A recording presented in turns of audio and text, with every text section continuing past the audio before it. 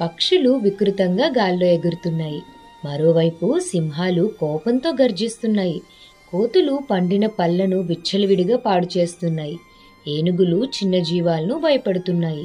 ఇలా ఎవరికి నచ్చింది వాళ్ళు చేస్తూ గందరగోళంగా ఉంది.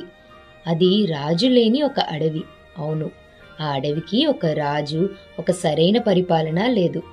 ఇలా కాదు, మనం రాజుని ఎన్నుకుందామని జంతువులన్నీ అనుకుంటాయి. ఒక సింహం అంటుంది, తరతరాలుగా మా జాతే అడవికి రాజుగా ఉంది, ఇంకా ఎన్నుకోవడం ఏంటి అని. గ్రద్ద అంటుంది, నేను ఆకాశంలో గాల్లో ఎగిరి ఎక్కడ నుంచైనా చూడగలను, నేనే రాజు అంటుంది. ఏనుగంటుంది, నేను ఆకారంలో అన్నింటికన్నా పెద్దదాన్ని, నేనే రాజు అని. వయసులో అనుభవం ఉన్న తాబేలు ముందుకొచ్చి, రాజు బలంతో కాక తెలివితో అనుభవంతో ఉండాలి, నేనే రాజునవుతా అంటుంది. జంతువులన్నీ నువ్వా అని ఆశ్చర్యంలో మునిగిపోతాయి. అప్పుడు ఒక గుడ్లగోబ, గొడవలాపండి, ఒక పరీక్ష పెడదాం, దాంట్లో ఎవరు గెలిస్తే వాళ్లే అడవికి రాజు అని అంటుంది. కొండపైన అరుదైన అద్భుతమైన చెట్టుంది.